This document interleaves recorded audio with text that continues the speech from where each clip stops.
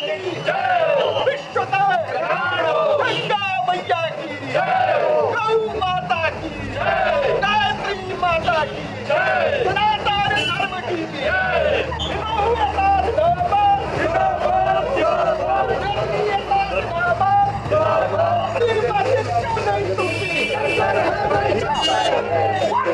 इस चक्कर को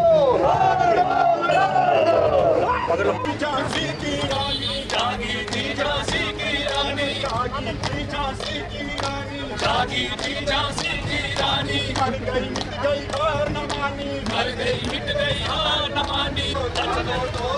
जागो तो एक बार हिंदू जागो तो जागो तो एक बार हिंदू राजा टूटा जैसे मटका पलट गई सरकार। हिंदू जागो तो जागो तो जागो तो एक बार हिंदू के बंधु गोविंद प्यारे जागे थे गोविंद प्यारे चारों के 11 सितंबर का आज का वार्षिक यार थोड़ा फोन पीछे और कैमरा पीछे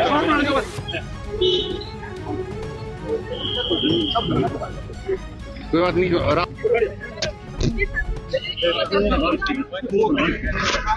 इतनी तादाद में यहाँ पहुंचे।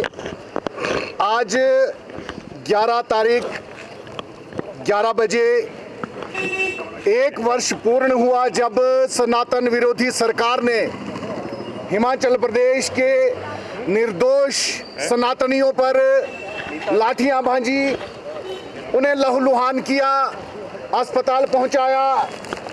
ये आज का जो सांकेतिक आंदोलन था, जैसे कि विजय जी ने बताया, मैं धन्यवाद करना चाहूँगा प्रशासन का कि उन्होंने मात्र 11 लोगों की परमिशन दी और हमने भी उसका पालन करते हुए उसी प्रकार इस सिंबॉलिक सांकेतिक आंदोलन को किया। इसके करने का मकसद सिर्फ ये था कि वो जो सनातन विरोधी सरकार ये सोच रही है कि सनातनियों को कुचलकर वो सुखी रह पाएगी, तो वो बहुत मुश्किल है। प्रदेश आपदा की घड़ी में है, इसलिए हमने भी यही सोचा कि आंदोलन जितना सूक्ष्म हो उतना अच्छा है, लेकिन जो सनातनियों की आवाज़ है ये हर वर्ष इसी प्रकार गूंजती रहेगी। जैसे इस सरकार ने हम सबको कुचला है, हमारी भावनाओं को कुचलने का प्रयास किया है, वो और ज़्यादा अंकुरित होकर और ज़्यादा मजबूत होकर आगे बढ़ेगी। और ये जो सनातन विरोधी सरकार के खिलाफ आज हमने पिंडदान किया है और ये जो आंदोलन किया है, जब तक सरकार की सोच नहीं बदलती तब तक ये आंदोलन चलता रहेगा।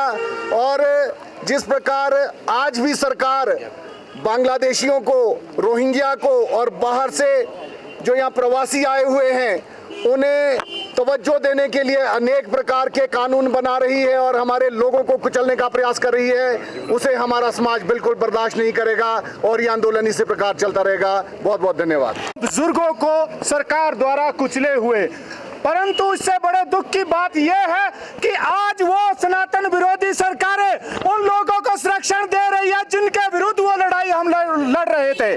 जो लड़ाई हमारी माताएं लड़ रही थी, जो लड़ाई हमारे बुजुर्ग लड़ रहे थे, आज वही सनातन विरोधी उन लोगों को संरक्षण दे रही है। संरक्षण इस तरह से दे रही, चाहे कपड़े सिलाने से लेके नेता अपने कपड़े सिलाने इन लोगों के पास जा रहे हैं। इन लोगों को शहरों में जगह जगह स्ट्रीट वेंडर पॉलिसी के तहत यहाँ पे अपना रहे हैं।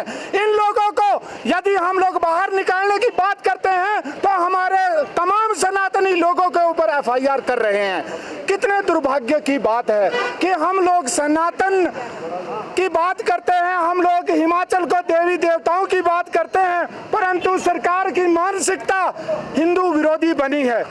भगवान देखने वाला है, भगवान उस चीज का साक्षी है। एक ना एक दिन यहाँ में भी एक प्रलय आए और इन सनातन विरोधियों को मिट्टी तले दबाता हुआ जाए, हम ऐसी कामना भगवान से करते हैं। और मैं आपके माध्यम से और भी कहना चाहूँगा कि अभी एक साथ के मुल्क में एक बहुत बड़ा आंदोलन हुआ, इतना बड़ा आंदोलन हुआ, 36 घंटे में वो पूरा हुआ। उस आंदोलन से भी उस सनातन विरोधी मानसिकता के नेताओं को सीख लेनी चाहिए चाहिए कि जिस दिन सनातनी अपनी आई पे आए, ना वो गोलियों से डरते हैं, ना वो आपकी लाठियों से डरते हैं। और आपको मैं ये बताना चाहूंगा कि जिन लोगों को ये लगता है कि हमारे नेता हमारे लिए जीते हैं, उन लोगों को देखना चाहिए वो हेलीकॉप्टर में भाग जाते हैं। मैं आपके माध्यम से कहना चाहूंगा कि हिमाचल की सरकार, हिमाचल की सत्ता में बैठे सनातन विरोधी लोग अपनी मानसिकता को ठीक ढंग से रखे।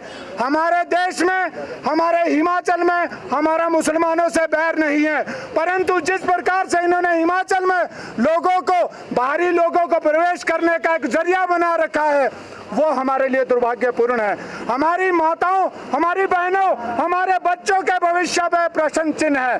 हमारे व्यवसाय करने वाले लड़कों के ऊपर, युवाओं के ऊपर प्रश्न चिन्ह है। वैसे भी आपने 2.5 सालों में पूरा हमारे सभी लोगों का खून चूस लिया है। जो कुछ बचा है महोदय, उसको तो रहने दीजिए, परंतु आप कब तक ये जो मुसलमानी जिहादी मानसिकता आपके अंदर है, कब तक आप इसको लेके जाएंगे?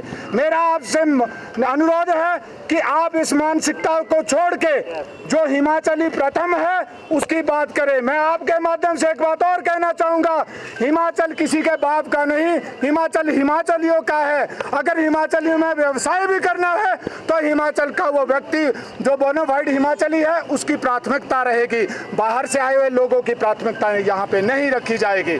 आपका बहुत बहुत धन्यवाद। आज 11 सितंबर 2025 वर्षगांठ पिछले वर्ष के आंदोलन की। आज के इस कार्यक्रम में मिश्रित भाव मन में उत्पन्न हो रहे हैं। एक तरफ वो शौर्य का भाव है जिसके लिए आज हमने शौर्य स्मृति दिवस का ऐलान किया कि पूरी सनातनी एकता बिना किसी नेता, बिना किसी झंडे के, किसी जिहादी ताकतों को जवाब देने के लिए सड़कों पर आई। उस एकता को नमन करने के लिए शौर्य स्मृति दिवस। और दूसरी तरफ वेदना का भाव ये कि जब वो सनातन की भीड़ अपने हक की आवाज उठाने के लिए आई, माताएं, बहनें, बुजुर्ग थे, तो प्रदेश की सनातन विरोधी सरकार जो कि पहले ही कह चुके थे कि हम तो सनातनी ताकतों को हरा के आए हैं, उन्होंने उस सनातनी आंदोलन का दमन करने के लिए लाठीचार्ज किया। तो इसके लिए आज ये प्रतिकार का भाव, इसलिए प्रतिकार दिवस। तो ये मिश्रित भाव थे साथियों। जो वो पिछले वर्ष भीड़ यहाँ सनातनियों की आई, वो अनायास नहीं आई। वो काफी वर्षों की वेदना टीस मन में दबी थी। वो भाव सिर्फ एक अवैध मस्जिद या अवैध मदरसे का नहीं था, भाव था लव जिहाद की पीड़ा का, भाव था लैंड जिहाद की पीड़ा का। आज हमारी कितनी बहन बेटियां गायब हो रही है और वो कहां मिल रही है सबको पता है। उसके पीछे किन का हाथ है? इन जिहादी तत्वों का हाथ है, धर्म विशेष के लोगों का हाथ है। वो वेदना थी, इसके पीछे वेदना थी लैंड जिहाद की।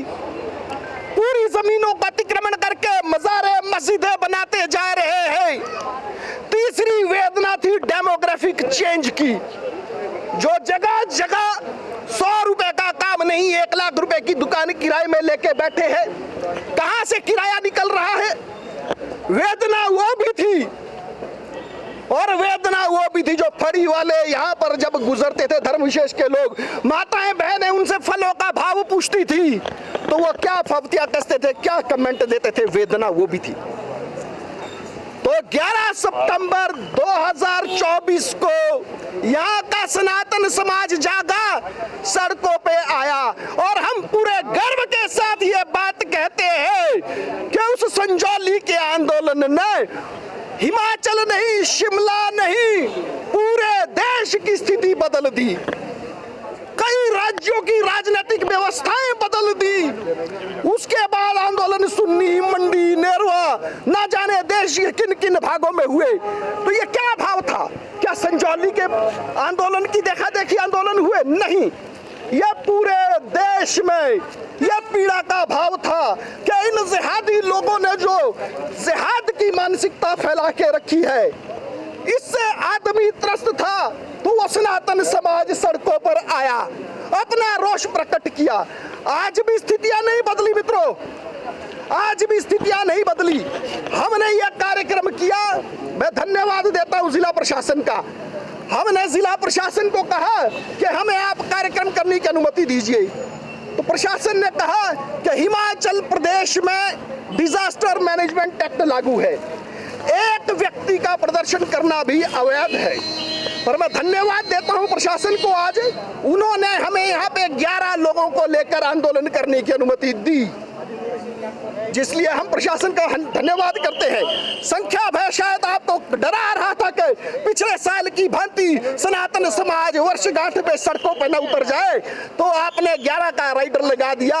11 ही तारीख थी, 11 ही बजे आंदोलन किया था और आपने हम पे दोबारा 11 का राइडर लगा दिया। तो आज फिर बता रहा हूं, ये 11 इस देश की, इस प्रदेश की स्थितियां बदलने वाला है। आने वाले समय में सनातन एकता में नए युग का सूत्रपात होगा।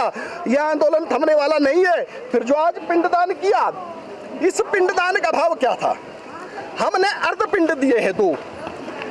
पहला अर्धपिंड दिया है हिमाचल प्रदेश की सनातन विरोधी सरकार। यह एक सांकेतिक पिंड है।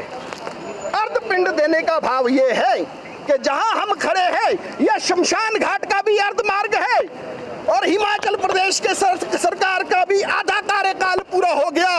और ईश्वर से हम ये कामना करते हैं कि हे ईश्वर, जो ये सनातन विरोधी सोच है, सनातन विरोधी जो सरकारें हैं, ये अधोगति को प्राप्त हो, पूर्ण गति को प्राप्त ना हो। इसलिए हमने सनातन विरोधी सरकार और सनातन विरोधी सोच का पिंडदान किया है। दूसरा अर्धपिंड हमने वक्फ बोर्ड का दिया है।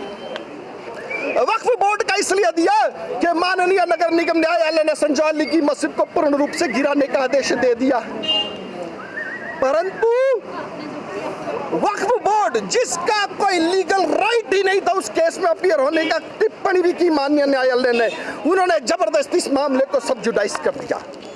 तो जो दूसरा आधा पिंड है उन जिहादी ताकतों का है और उस वक्फ बोर्ड का है। इस सोच के साथ हमने सांकेतिक रूप से आज ये किया है। तो ये आंदोलन थमने वाले नहीं है। सनातन की आवाज पूरे देश में, पूरे विश्व में जाएगी और हम जो सनातन है पुनः एक विश्व गुरु का परचम जो वो लहराएगा पूरे विश्व में भगवा, यही हम कामना करते हैं।